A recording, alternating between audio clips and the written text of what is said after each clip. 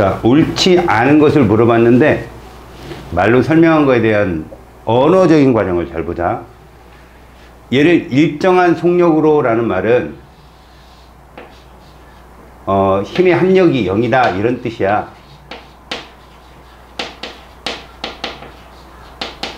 그런데 얘를 어떻게 미느냐 들어 올리냐 하는데, 들어 올리니까 이거는 수직하는 힘이거든. 수직하는 힘은 반드시 알아야 될 게 얘가 따라와. 중력이 따라온다고. 알았어? 그러니까 이미 중력이 아랫방향으로 있는 상태에서 위로 들어 올리는데, 등속운동을 하려면 물체의 무게와 똑같은 힘으로. 알겠어요? 그러니까 여기서 말하는 들어 올리는 힘의 크기는 사실은 무게와 같다. 무게라는 말은 중력이라는 말하고 똑같은 말이야. 그치? 조심하시라고. 그래서 이건 맞는 설명이니까 여기에 답은 아니겠지. 자, 질량이 10kg인 물체의 무게는 98N이고 물체에 작용한 중력 또한 98이어야지. 이게 정답인 거야. 2번이. 자유낙하하는 물체 일정하게 커진다. 자, 속력이 일정하게 커지는 걸 우리는 전문용어로 뭐라 불렀지? 가속도. 가속도는 결과야. 누가 있어야 가속도가 생겨? 힘. 그렇지? 그럼 속력 변화가 일정하다. 다시 말해서 시간과 속도의 그래프에서 자유낙하 운동은 이렇게 나올 수 있어. 처음에 정지 상태. 요게 이렇게 변한다고. 알겠어요? 물체의 외부에서 A만큼 E를 해주잖아? 그 물체도 정지해 있든 운동하고 있든 에너지가 있었을 거 아니야. A만큼 E를 가해주면 그만큼 증가하게 돼. 운동하고 있는 물체라면 더 속도가 빨라진다든지, 정지한 물체는 더 큰 속도를 갖는다든지.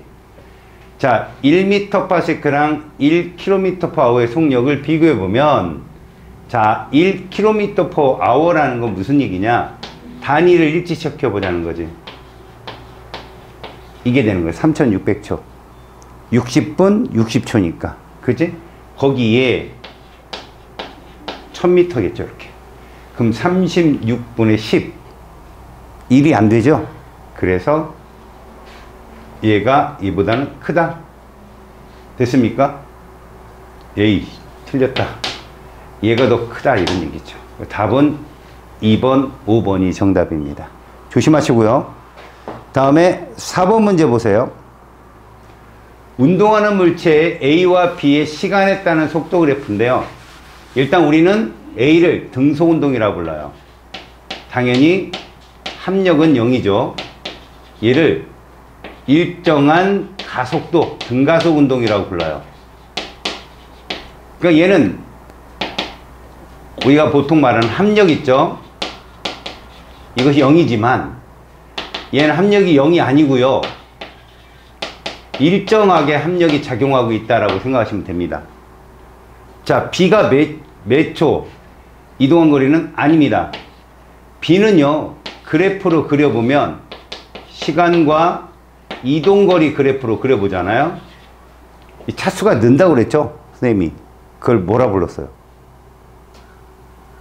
미분적분 찍어봐요. 예, 맞았어요.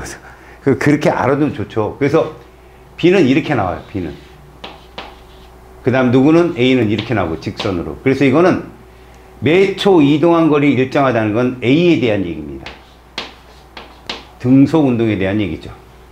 B와 같은 운동 이외로 무빙워크가 있다. 역시 A에 대한 얘기. 무빙워크는 우리가 편하게 서서 커피도 마실 수 있고, 그죠? 하지만 속도가 일정하게 변하는 운동에서 쏠립니다, 몸이. B의 5초 동안의 평균 속력을 했으면 얘들 평균 속력은요, 이렇게 가속도가 일정한 상태에서는요, 처음 속력에다가 나중 속력을 더한 다음에 2로 나누면 돼요. 알았어요? 이런 방법인데, 아니면 총 시간당 총 거리를 따져주면 되겠죠? 근데 면적이 이동거리란 말이에요. 면적. 결국 똑같은 값이 나와요. 알았지? 요거 많이 이용하라고 했죠. 제가 요거. 됐지? 어차피 A야 순간 속력과 평균 속력이 똑같아요. 얘는 0 더하기 10, 이거 시간 상관없어요. 0 더하기 10 나누기 2. 5가 정답입니다. 됐습니까? 자, 4번에,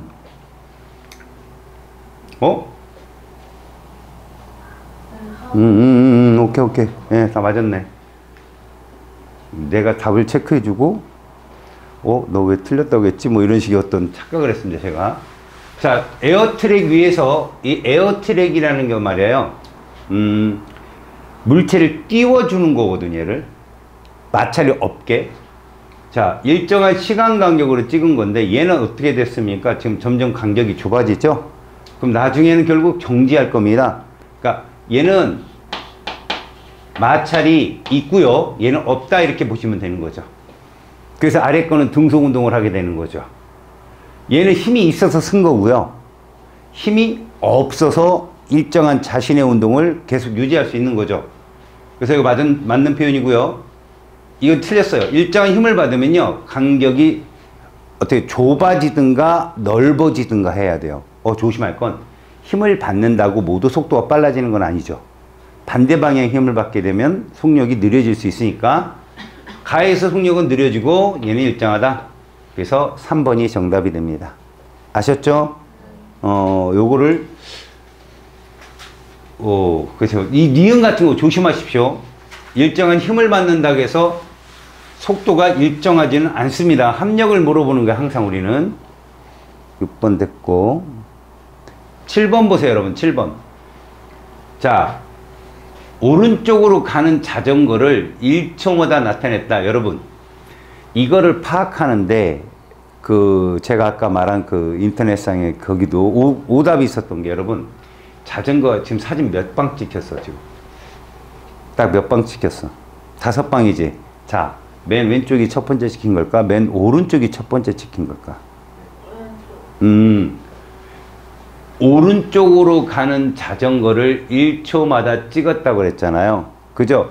그럼 왼쪽이 먼저 찍힌 건 맞았겠죠? 그지? 그러다가 시간이 지나면서 점점점 오른쪽으로 갔겠지. 됐어? 그럼 속력이 빨라진 거 맞죠? 근데 이거 한번 보세요. 이런 걸 무슨 그래프라고 부르죠? 이런 걸? 이렇게 찍히는 걸? 이런 거 무슨 그래프라고 불러요? 타점 그래프라고 그래요. 타점. 알았어요? 타점 그래프인데 이건 뭔가 물체를 매달아놓고 떨어뜨리는 거거든요. 수레를 달고 미는 거고. 그렇다면 여러분들이 생각을 해보세요.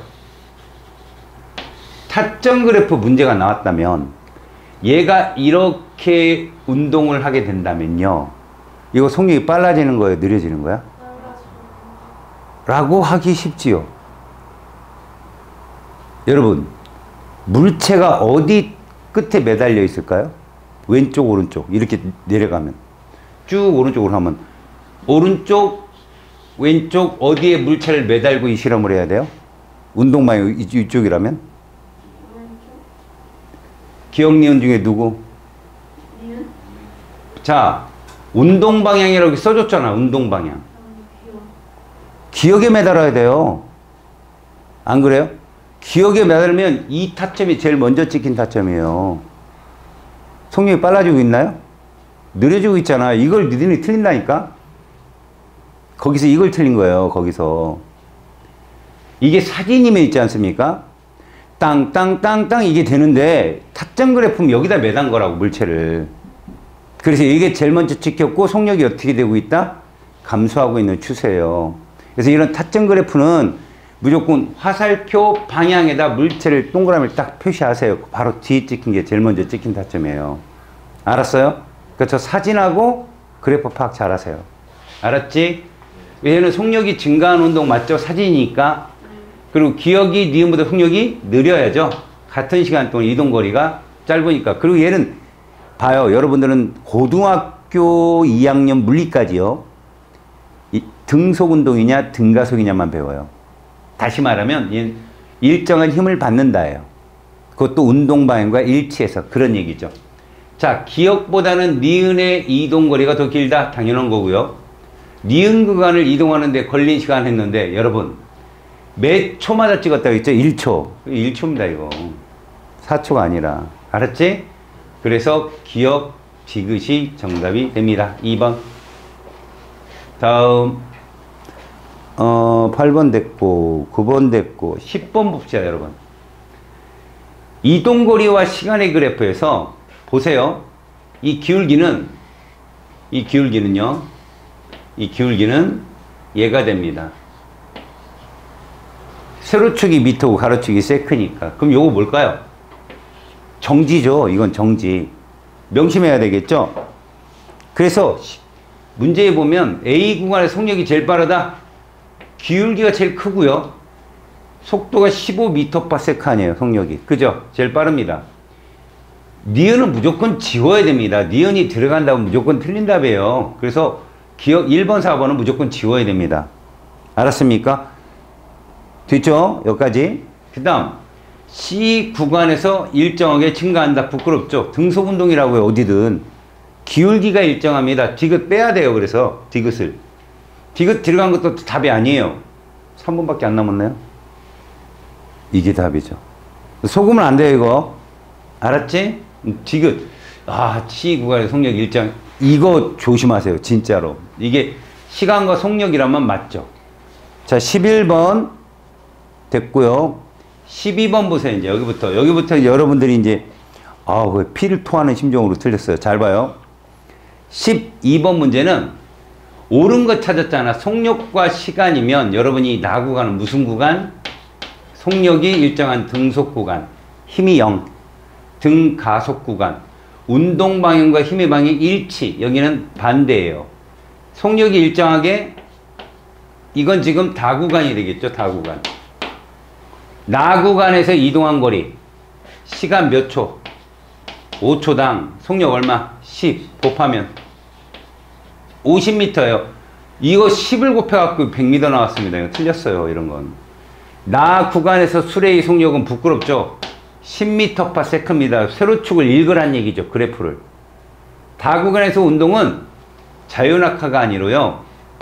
차라리 연직 상방 운동이 맞는 말이에요. 누워서 침 뱉으면 돼. 속력이 떨어지죠. 15초 동안 이동한 거리인데 요 시간이 똑같잖아. 여기가. 그치? 요 평균 속도 얼마고? 5잖아. 그치? 0하고 15잖아. 그래서 25m, 여기 25m. 총 100m가 맞습니다. 요거를 틀리면 안 돼. 자, 13번. 역시 세로축이 속력 그래프니까 이 둘 다 등속 운동한 거예요. 등속 운동. 근데 조심해야 될 건 둘 다 등속이지만 시간이 지날수록 고속열차는 계속 앞으로 가고 있는 겁니다. 다시 말해서 얘를 시간과 이동거리 그래프로 본다면요. 얘들은 요런 차이가 나요. 정지가 뭐 등속운동이잖아요. 이런 그래프가 나와요. 시간이 지날수록 이렇게 거리차가 나옵니다. 거리차가. 이게 거리차거든요. 이 면적만큼, 요 위에 있는 면적만큼의 무언 차가 나온다? 거리차가 꾸준히 벌어집니다. 서로 꾸준히. 만약에 둘이 같은 거리를 두고 달린다? 그러면요, 버스랑 고속열차랑 같은 선상에 있어야 돼요. 자, 그렇다면 300km 지점에 도착한 다음 했으면요, 여러분, 일단 누가 먼저 도착할 거야? 고속열차가 먼저 도착하겠죠. 300km라면 여길 거예요, 여기. 그죠? 1시간에 300km 가는 놈이면 1시간 걸립니다. 근데 잘 봐요. 도착한 다음 얼마나 시간, 이거 델타 t 찾으라는 얘기야. 그러면 얘는 속력이 100이잖아요. 그럼 총 몇 시간 걸려야 돼요? 3시간을 가야 되잖아요. 맞죠? 근데 이미 1시간 고속열차가 도착했잖아. 그럼 몇 시간 후가 되는 거예요? 2시간 후가 되죠. 그죠? 그거를 물어본 거죠. 알았습니까? 다음에 14번. 역시 속력과 시간의 그래프예요. 요 그래프 잘 파악합니다. 이거 멈춘 거 아니에요. 등속입니다. 먼저 요 면적을 구할 때는요, 평균 속력을 이용해서 많이 구하세요. 이동거리를 분명히 물어볼 거거든. 0부터 2초 사이의 평균은 2분의 3 m/s예요. 2부터 4초 사이에 평균은 5m/s예요. 3 더하기 7을 2로 나눈 거. 다음 5초부터 8초까지의 평균은 4m/s. 7하고 1 더해서 2로 나눈 거니까. 이해 갔습니까? A 구간 동안 이동한 거리는 2분의 3 곱하기 2니까 3m가 답입니다. 그 다음에 이걸 잡았네. 물체가 0에서 8초 동안 이동한 거리를 물어봤는데요. 일단 이 구간에서 몇 미터 나왔어요? 3m 떴고요. 그 다음에 B 구간에서 몇 미터 나왔어요?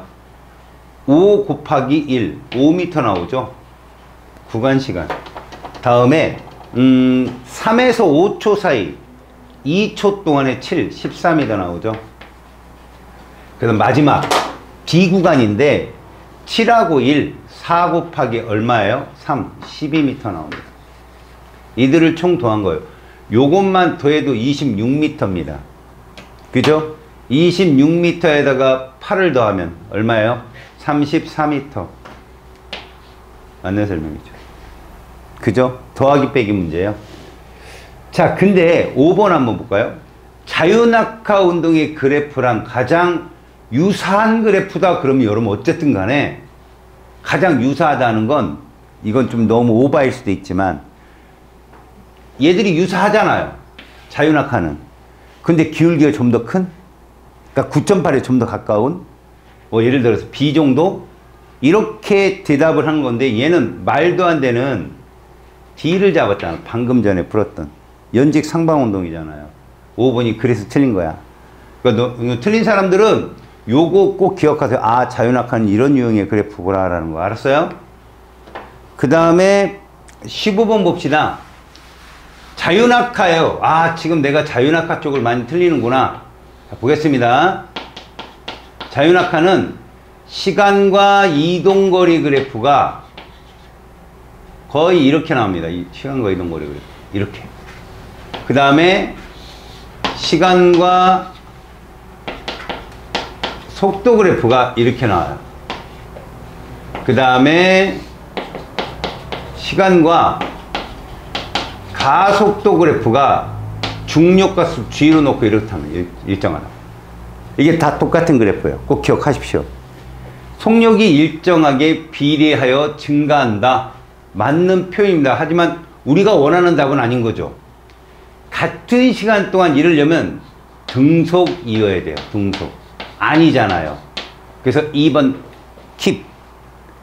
공의 운동 방향과 중력 방향이 같으니까 속도가 증가하죠. 힘의 방향과 운동 방향이 같으니까. 이거 등속이잖아요. 등속. 역시 무빙 워크, 에스컬레이터 이런 거죠. 시간이 지날수록 이거 맞는 표현이잖아요. 그죠? 그래서 답은 2번, 4번이에요. 아셨어요? 이거 다 틀렸으니까 잘 확인하세요. 됐죠? 자, 이제 16번 보세요. 굳이 말한다면 가가 자유낙하고요. 나가 연직 상방이에요. 그래서 아래로 떨어지는 공의 운동은 가고요. 똑바로 위로 던져진 공의 운동은 나가 됩니다. 특히 나는 요때까지 올라갔다가 요 이후엔 떨어집니다. 그래서 1번은 맞았고요. 2번도 맞습니다. 3번 가는 운동 방향과 같은 방향으로 힘이 계속 작용하는 중력 운동이니까 맞았고요. 4번 나는 운동과 반대 방향으로 힘이 계속 작용하는데 4번도 맞았습니다. 그러면 물체의 일정 힘이 계속 작용한다면 등가속이죠. 등속이 아니라. 5번이 틀린 설명이 됩니다. 됐죠? 다음에 17번. 자, 떨어지는 공을 일정한 시간 간격으로 찍었어. 이게 평균 속력이걸랑? 그래서 가운데 있지. 이 가운데 선을 이으면 이게 시간과 속력 그래프가 된다. 그래서 A쪽은 속력이 들어가고 B쪽은 시간이 들어가면 되는 거야. 1번이 정답이 돼, 이건. 알았지? 다음 18번. 이것도 자유낙하인데 봐라. 설명을 옳은 거잖아. 등속운동 아니잖아. 등가속이지. 그래서 이게 정답이고. 질량 상관없잖아, 얘들은. 그지? 다 똑같고. 그 다음에 정답이고 중력이 일정하게 작용하니까 반대 방향으로 작용하면 속도 줄어야죠. 그래서 2번, 4번이 정답이 됩니다. 알겠지? 운동 방향과 힘의 방향을 계속 묻고 있어요. 그 다음에 19번은 됐고 20번으로 가보세요. 역시 시간과 속력 그래프예요. 자유낙하잖아. 자유낙하는 이렇게 좀 알아두자는 거지. 시간과 속력의 그래프가 이렇게 나온다고. 이렇게. 자, 물체의 속력은요 1초마다 이만큼 증가합니다. 그래서 이게 직선의 방정식으로요 여러분들 y는 이게 y예요. 기울기고요. 이 그래프예요 이게. y는 속력, 그 다음에 가로축은 시간. 그쵸? 시간에만 대입하면 순간 속력이 나오는 거죠. y는 ax라는 그래프거든요. 절편이 0이니까. 물체가 낙하하기 시작한 2초 후 여기다 2 집어넣으면 되잖아. 19.6이죠. 그리고 왜 얘는 처음에 0이었기 때문에 이렇게 가능한 거죠. 바닥에 닿을 때까지 4초가 걸렸다면 떨어진 높이는 생각해보세요 여러분. 4초라면 39.2랍니다. 여기가 39.2 맞죠? 여기 0이고요. 그럼 평균 속력은 2, 그 다음에 39.2 더하기 0, 4가 돼요. 2로 나눈 값. 2로 곱한 값. 알겠어요? 그 끝에가 4 나오면 되죠. 4 나왔네. 왠지 답일 것 같은 느낌. 맞죠? 정답이야 저거. 이 면적 구하는 거니까. 요렇게 구하십시오. 다음에 21번. 야, 진공 상태면 공기의 마찰이 없는 거야. 그럼 동일하게 떨어져야지. 그치? 동일하게 떨어진다는 이해 가지? 그래. 쇠구슬에 작용하는 중력이 깃털에 작용하는 중력보다 봐. 중력은 달라 얘들아. 중력이라는 건 무게인데 누가 무거워? 쇠구슬이 무겁잖아. 이거 맞는 표현이야 이거. 됐고 모두 속력이 봐. 가속도가 속력이 아니라 속력은 매번 증가하잖아. 이게 말에 조심하라고. 틀렸어요. 이거 다 속았어요 여러분들. 알았어요? 속력이 이만큼씩 변한다 그러면 정답인데 일정화되잖아. 이런 거 조심하세요. 다음에 22번 됐고요. 23번 보세요. 진공 상태에서의 자연낙하 운동입니다. 동일하게 떨어진 가. 맞았어요 이게. 동일하게 떨어지니까. 가에서는 두 물체의 운동 방향과 같은 방향 중력이 한 번 작용한다. 야, 좀 좀 양아치적인 문제 아니냐? 계속 작용한다야. 아까 우리 승우야 질문한 것처럼 스틱을 한번 땅 때리고 말았다는 얘기인데 아니잖아. 얘는 중력이 계속 작용하잖아. 한 번 이게 틀린 거야. 나에서 쇠구슬이 먼저 떨어지는 건 깃털보다는 쇠구슬의 공기 저항이 더 크기 때문이다. 이것도 좀 중요한 얘기인데 얘들아. 야, 깃털보다 쇠구슬의 공기 저항이 더 크냐 작냐 그럼 지금 보면 깃털이 왜 천천히 떨어지겠어?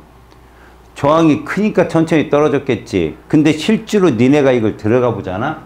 이게 좀 애매한 부분이 있다는 거지. 뭐가 애매한 부분이 있냐면 쇠구슬이 먼저 떨어지는 건데 이게 종단 속도의 문제거든 얘들아. 사실은 이런 거다.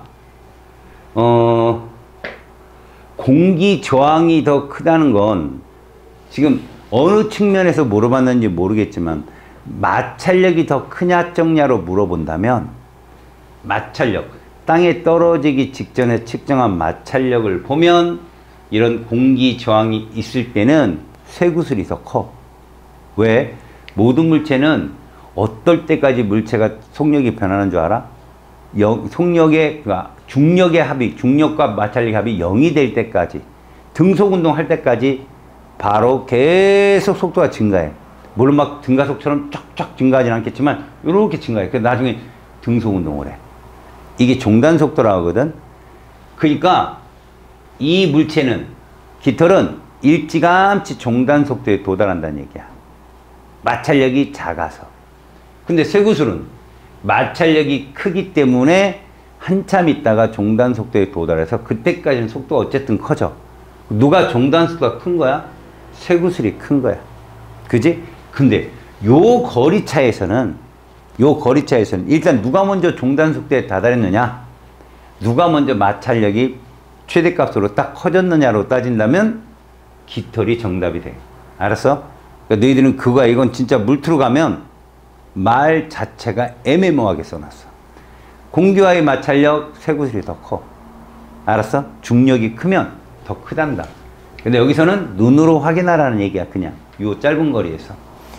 오이구, 우리 이제 24번부터는 신나게 모두. 자, 물체에 작용하는 중력의 크기는 무게와 같으며 질량에 비례한다. 아주 정확한 답입니다, 여러분. 알겠습니까? 이거 다 맞았다고 했나요? 다 맞았다고 했네, 그래도. 좋아요.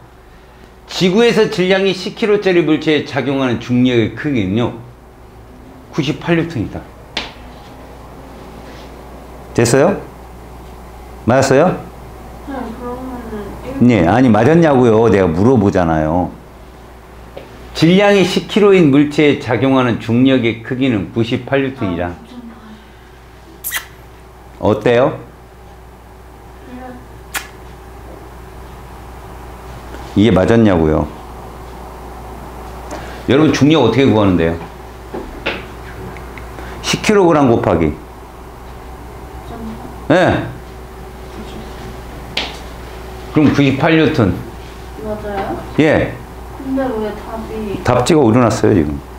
그러면 저 맞았는데. 그러니까 답지가 오르났다고요. 니네가 알아서 고치면 되는 거지, 이거야, 뭐. 내가 얘기했잖아. 많다고. 지구와 달에서 동일한 물체가 같은 높이에서 자연낙하한다면 두 물체가 도달하는 데 걸리는 시간은 누가 짧다? 누가 먼저 떨어진다? 달. 지구. 지구 6번에 빨리 지구.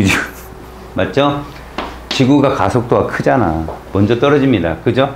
답은 3번으로 체킹하세요. 24번에 3번입니다. 아셨어요? 다 맞았어요. 자, 두 물체 A, B의 속력을 봅니다. 하나는 등속, 등가속. 질문할게요, 여러분. 5초 때 서로 만난다, 안 만난다? 어제 조심하라고 그랬잖아. 이 면적 이동거리잖아. 그지? 지금 좋아. 5초 이후에는 B가 앞서 있냐, A가 앞서 있냐?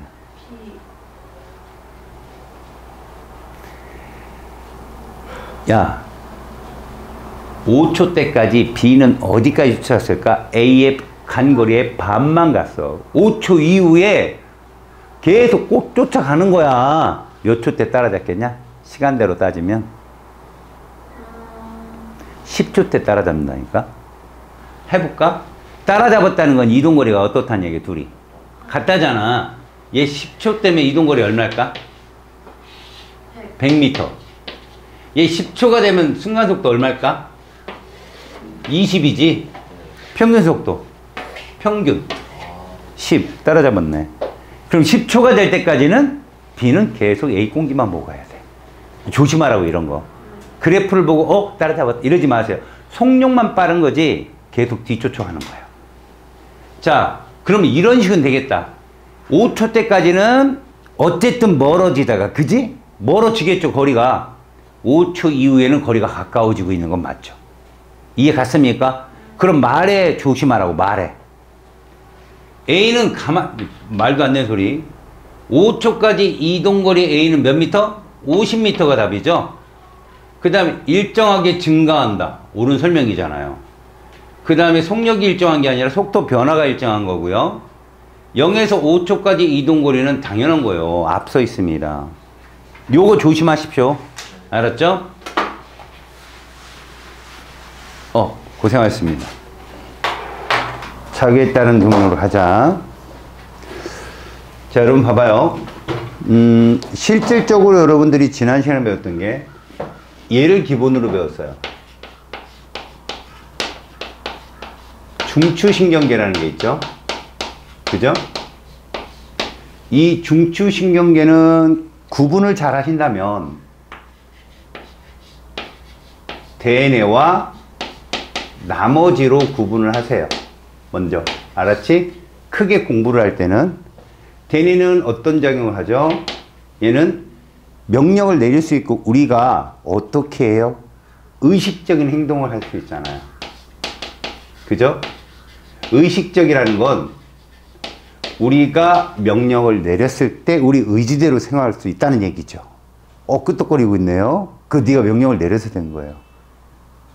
봐봐요. 눈 감고 그거는 아니네. 그죠? 끄떡끄떡 그렇죠. 그렇게.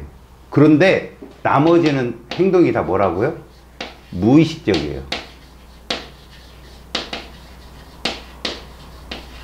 그리고 반사에서도 무슨 반사를 대내갈까요? 이미 경험이 바탕이 된, 그렇죠. 잘했어요. 조건 반사가 얘예요. 하지만 얘는 생명의 위협을 느끼는, 몸이 그리고 계속 움직여져야 되는 무슨 반사? 그렇죠. 그렇다면 이런 거 담당한 말초신경계가 있는 거지. 특히 의식적 행동은 어떤 신경계가 이걸 한다? 조건반사라는 것은 다 체성이에요. 체성. 그래서 체성신경계들은요, 의식적인 행동, 조건반사를 담당하기 때문에 대뇌의 지배를 받는다라고 합니다. 대뇌의 지배를 받게 되려면 수용신경이 있어야 되겠죠? 구심성 뉴런이라 불리우는 이 뉴런이 무슨 뉴런이죠? 감각기관을 연결해 주는 거, 중추랑. 에이, 감각 뉴런이잖아요. 맞지? 그럼 명령을 전달해 주는 뉴런, 운동기관으로 전달해 주는 뉴런은? 맞았어요. 잘했어요. 운동 뉴런이에요. 그런데 무의식적인 행동이며 무조건 반사는 대뇌의 지배를 받을 필요가 없죠.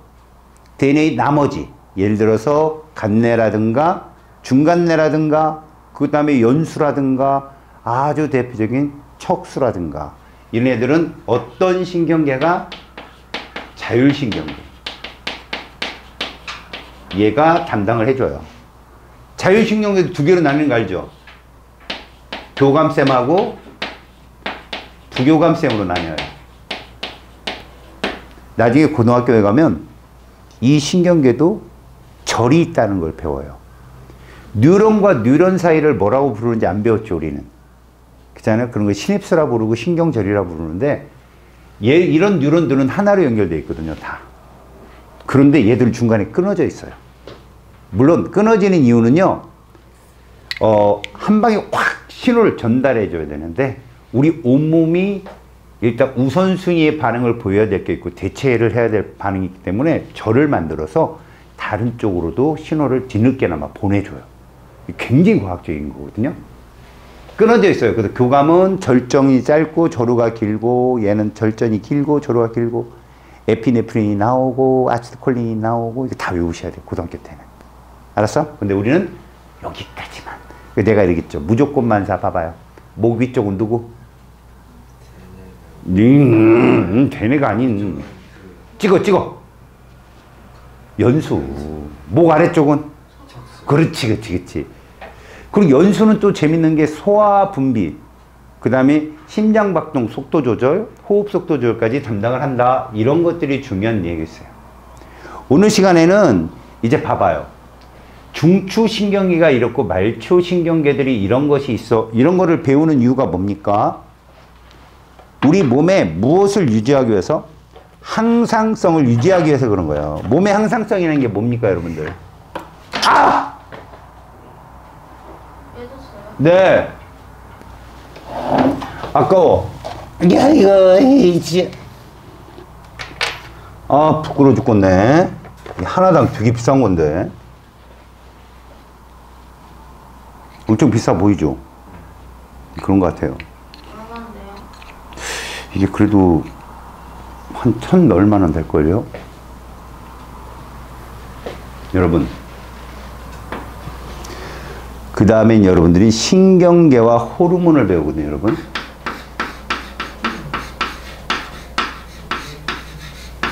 자, 이 둘의 정의가 뭡니까? 몸의 항상성을 뭐한다? 조절한다라는 게 주 포인트예요. 알겠어요? 다시 말해서 신경계와 호르몬에 대한 이 자극에서 몸의 항상성 조절을 담당하게 되는데 문제는 이것이 자극에 따른 경로를 한번 파악해보자. 자극에 따른 경로. 사실 이 반응 경로라고 하는 것은 되게 좀 뭡니다. 의식적이다, 무의식적이다는 표현이 있는데 가장 기본이 여기서 다 한 거거든요. 둘이. 우리가 다 끝냈거든. 자극에 따른 경로에서 여러분 중추신경계를 대뇌를 거친다. 무슨 반사? 조건 반사고. 그러면 대뇌를 거치지 않는다.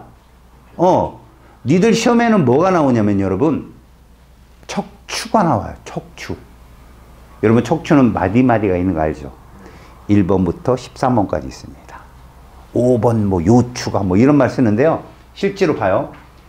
이 척수를 제가 반을 딱 자릅니다. 이렇게.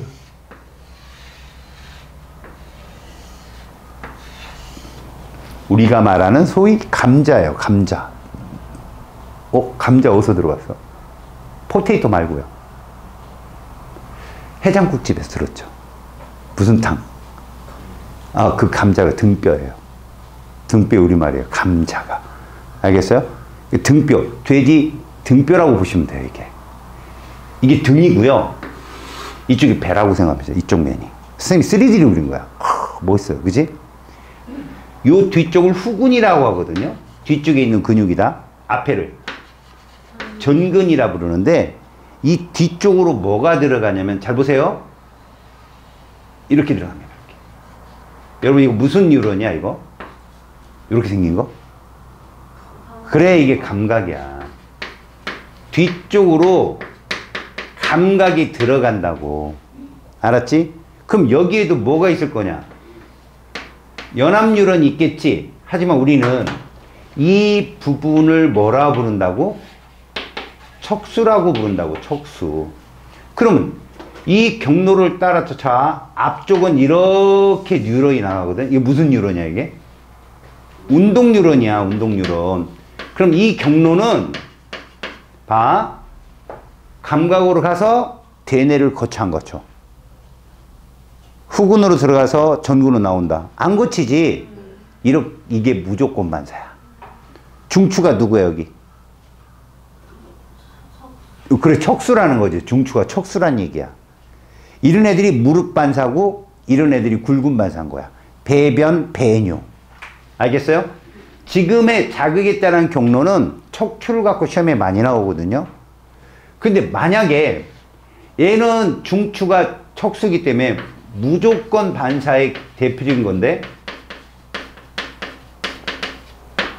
조건 반사가 되려면 자 보세요.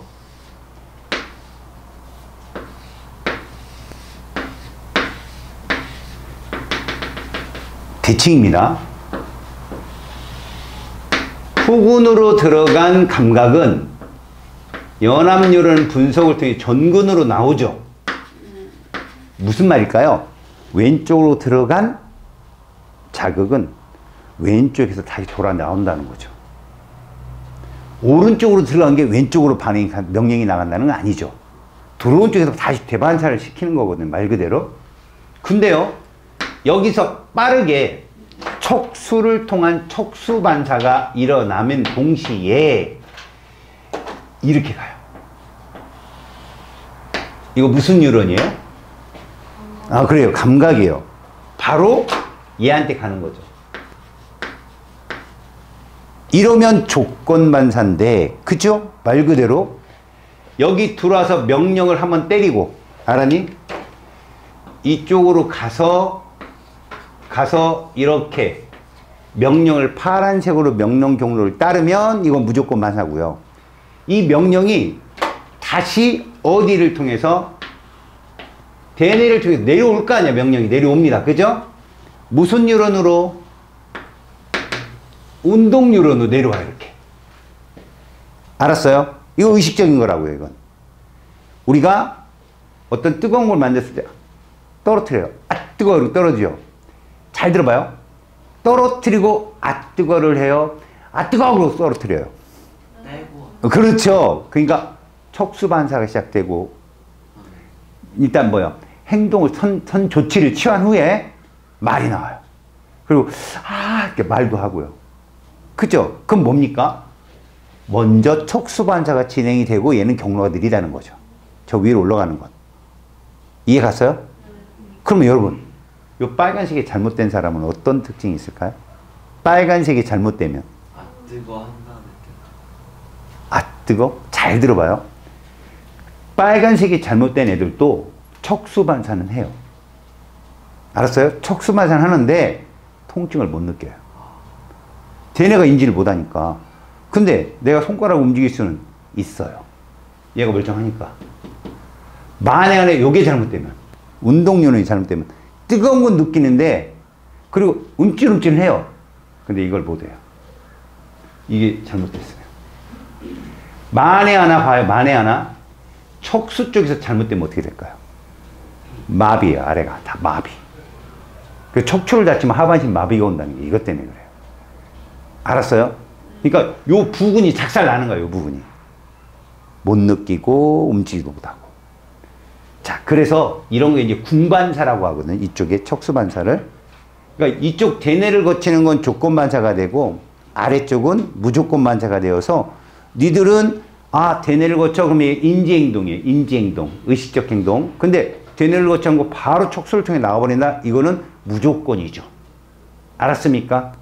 그런 과정이 거기에요. 지금 뭐 내용들이 여기까지만 해야 되고 호르몬은 암기를 할 게 너무 많아요. 알겠습니까? 그래서 우리가 이제 중간고사 끝나고 나서 출발은 호르몬부터 하겠습니다. 알겠어요? 그리고 다음 시간부터 내신을 조져보자. 화이팅!